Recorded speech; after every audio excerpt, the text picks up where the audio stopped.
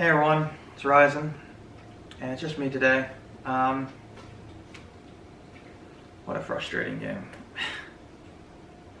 Patriots lose 23-20 to a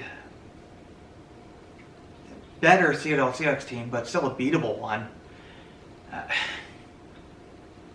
I mean, defensively, I don't even think the team was very good defensively. Other than the D-line. The D-line was very good. They stopped the run. To be fair, Kenneth Walker wasn't there. But, and Keion White was great. But for the first time, I'm going to massively criticize Christian Gonzalez, who I thought was awful today. He gave up a crucial blown coverage. Now, it might have also been Duggar as well that was involved. I don't know, but between the two of them, and I tend to lean more towards it being Gonzalez's fault. That was a critical play that is one of the reasons they lost. Another reason they lost, Jacoby Brissett.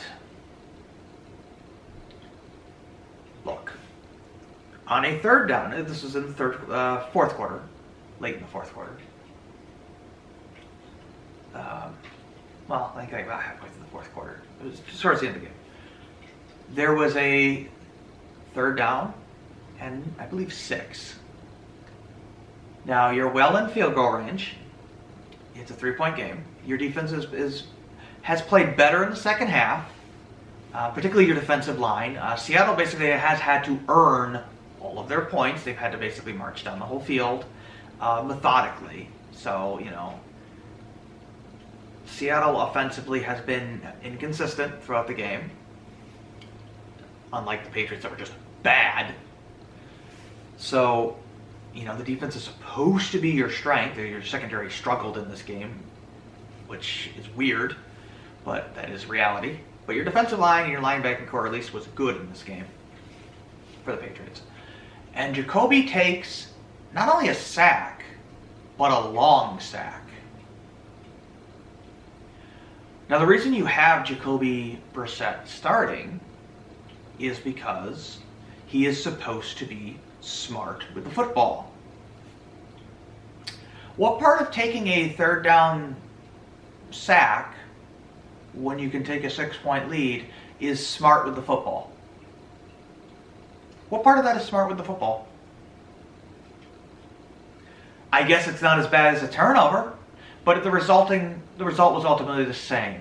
A missed field goal on a block because Joey Slye now had to kick it longer, which means he had to line drive it more, which makes it easier to block. And all of this is on Jacoby Brissett's feet. It's all on him. Look, if he's going to make stupid decisions like that, you might as well start Drake May. You might as well, because those are the kind of mistakes you expect out of Drake May. You do not expect them out of Jacoby Brissett. And if that is what he is going to do, there is no point in having him play. Because that was a critical mistake that cost them the game. That specifically cost them the game.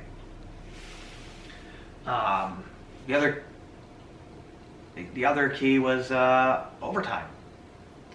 Patriots come out. I understand Lowe is injured. I don't care. I don't care how bad the line play is. You cannot come out into overtime when you chose to receive the ball and play passive. You just cannot do that. So I'm going to put that on Jerod Mayo and Alex Van Pelt. That is not something that you should be doing in overtime. Period. You need to come out to win the game. If you lose the game because you turn the ball over, so be it. But at least try to win the game. If you were going to play this passively, then defer the kickoff. And let your defense play to the best of their ability here to get the ball back so you can maybe get into field goal range to win the game in overtime. But no. We decided we were going to just, be passive in overtime. Makes a lot of sense. They gave up 300 yards to Geno Smith. I don't think Geno Smith is a terrible quarterback, but he's average. I mean, you shouldn't be giving those kind of yardage up to an average quarterback. And that's bad. I mean, Jacoby Brissett, again, not even 200 yards passing. That's not tenable. I mean, now, bright spots, Antonio Gibson, 96 yards and 11 carries. He was fantastic. Stevenson, 21 carries, 81 yards. 3.9 yards a carry, about 4 really with a touchdown, so that was good. But Hunter Henry had 8 receptions for 109 yards. He had a good game, but it was basically all in the first half. And then you go down the list. Jalen Polk for 2 receptions and 12 yards. So, yeah, I got a touchdown, but that's not good enough. Like, this guy was drafted in the 2nd round, and you're not even targeting him? He got 3 targets. He's supposed to be your top receiver that you drafted. Why aren't you using him? Javon Baker's not even on here. He wasn't inactive. Why'd you draft the guy? You could have drafted a tackle in the 4th round to get more line depth. If you weren't going to use Javon Baker, why did you take him? They're not using him. I don't understand. KJ Osborne had admittedly 1 really good catch, but 7 yards. I mean, basically useless. Austin Hooper basically wasn't used despite the game plan being 2 tight end sets. Only caught 1 pass. Antonio Gibson caught a pass. Demario Douglas is not on the list because he didn't get a single catch. I don't even think he was targeted. He's your best receiver. What are you doing? Why aren't you game planning Demario Douglas into the game? You got to get him the ball in space. I mean, he's quick and agile. Like, you got to use his strengths, and they're not. They're not even using him. There's no way Demario Douglas went from being a really good receiver to being non-existent. This has got to be a game plan issue, a coaching issue. They're not even throwing the ball to him. Tyquan Thornton, useless again. I don't know why he made the team, because I've seen no improvement out of him whatsoever. Defensively, the secondary was bad. Keon White was very good. Bentley got hurt, but McMillan came in and played fine. Jennings was good. Godshaw was good. Basically, everybody on the line was good. Wise was good. Special teams was good for the most part. I think they gave up 1 punt return that was decent towards the end, but nothing egregious. Obviously, there was the blocked field goal kick, but I'm sorry, I'm blaming that on Jacoby Brissett because he shouldn't have had to kick a 48-yard field goal. It should have been under 40. So that's on Jacoby. Yeah, just, now you got a short week. You got to go to play the Jets on the road. Good luck with that game. I mean, I give them no chance playing like this. I mean, if they don't find a way to actually use these receivers, then it's hopeless. The lack of even trying to get the receivers involved is just bizarre to me. Particularly Demario Douglas, and then not using Javon Baker. Like, the whole point of this year is to see what you have in the young receivers. Throwing to KJ Osborne is completely useless to me. Is he really going to be part of this rebuild?